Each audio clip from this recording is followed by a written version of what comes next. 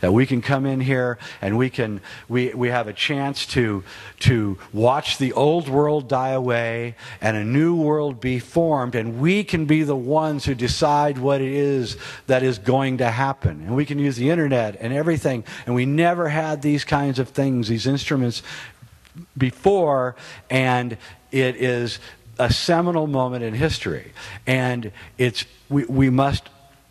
we cannot, I just came back from Amsterdam and I did a documentary with John Lash, and he wrote a book called Not in His Image, which is a great book and I highly recommend it. It's about the return of the goddess, and he talks about the patriarchal religions and how they have created an abuser-abused relationship with us, where they're abusing us and we're accepting the abuse, and then when we ask them why they're abusing us, they tell us that they're doing it because they love us, which is abuser-abused relationship. And we're constantly, oh, they love us. They like scratching, well, they don't act like they love us, but maybe there's something here we can't figure out. But we know that it's bullshit. And so this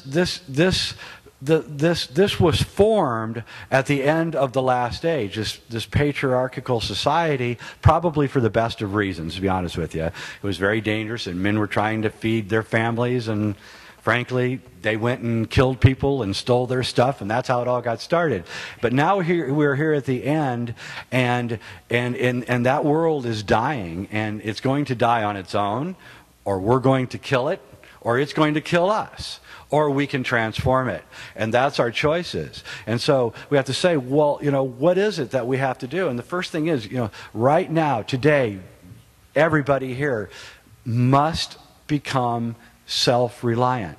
You cannot depend on a Messiah, on this abuser-abused relationship to occur. There's no Messiah that's going to come save us. There's nobody that's going to come save us. We've got to come to grips with that. There's no politicians. There's nobody that's going to save us. Only we are going to save ourselves, and we're going to do it with our wits and our intelligence and our ingenuity. And we've just got to get away from this thing where we've been indoctrinated to believe that there's some outside force, it's aliens, it doesn't matter, they're going to come in and save us. They're not. Our own society isn't going to save us. It can't be saved. It is over for it. And we need to celebrate this. We need to say, yeah, things are out of control. And you know what? That's good, because we were never in control. So what are we worried about?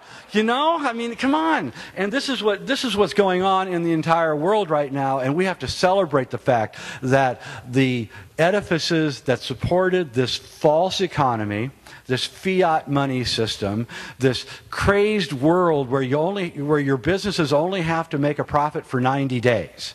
They don't have to worry about anything else, just what happens in 90 days. That's all you have to worry about. That is insane. It's predatory capitalism. It has to be outlawed. But we're not going to get them to outlaw it. So we just have to reject them. That's the key to this. We have to reject them. We have to create our own scenes. We have to create our own communities. We have to reject every single thing that they are doing. Their wars, their pollution, their food, if you want to call it that, and all of the other things that they're doing. And they're doing it mindlessly, and we must forgive them and have compassion for them. But we shouldn't fall into what they're doing, into their games. And so Nostradamus said that at the end of time there's this great bifurcation. The human race was going to split, he said. And a very small percentage are going to actually achieve a modicum of enlightenment. And the rest are going to fall into almost a wasteland of horror.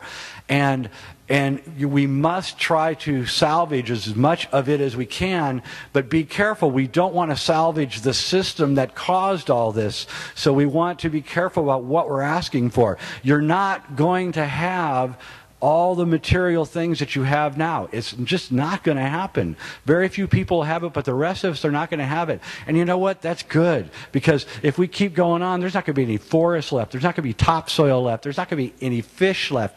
It's going to be all gone. Thanks.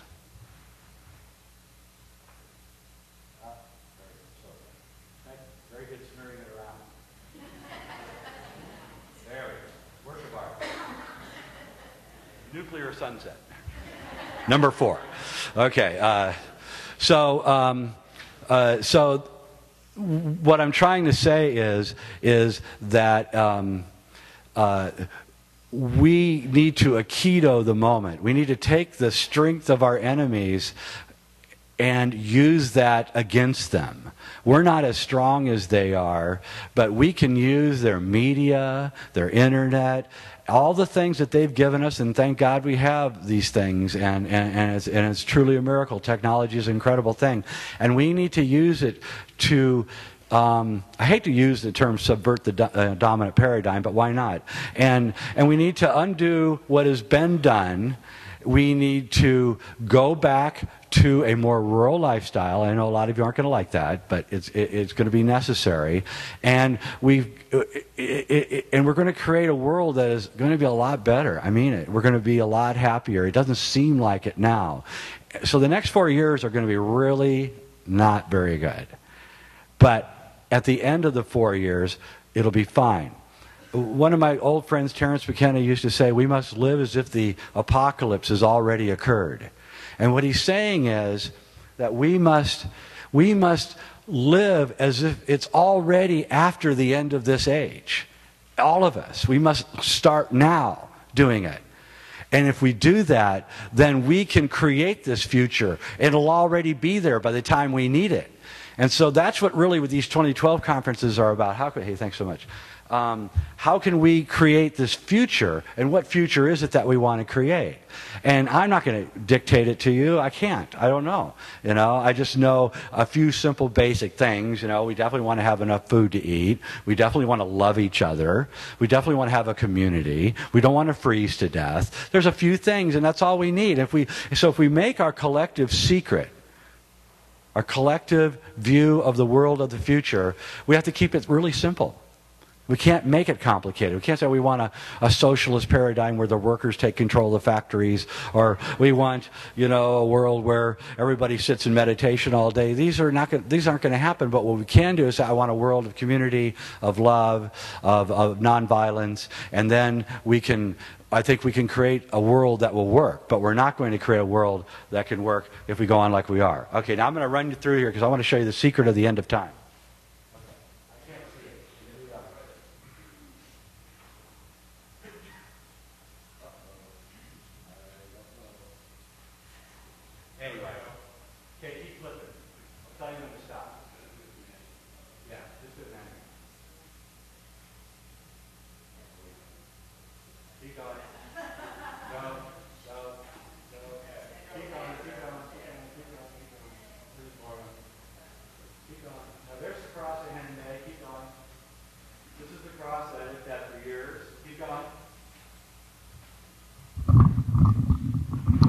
Okay, these are the symbols on the cross of Henry. There's the angry sun. Keep going. Next. Keep going. Okay, the star on it looks like the star in the tarot deck. The moon looks like the moon in the tarot deck. Keep going. The sun, nope, I jumped ahead. The sun looks like the sun. And then the last one is the day of judgment. And that's the key to understanding the cross of Henday. Keep going. This is Notre Dame Cathedral. Fulcanelli tells us that alchemists built the Gothic cathedrals. Keep going.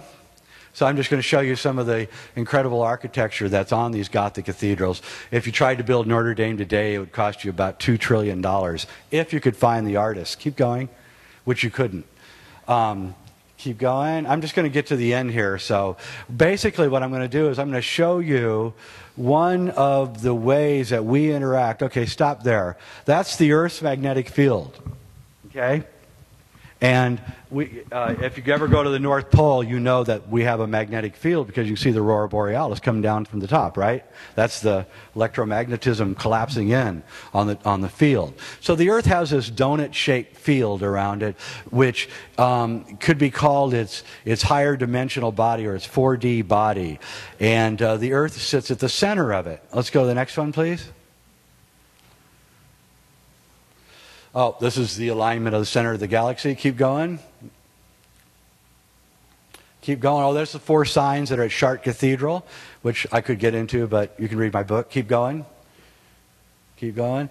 That's Ophiuchus, which is the center of the galaxy. Very interesting sign. That's John Major Jenkins' diagram from his book showing the galactic alignment in 2012. Keep going. Next. Next.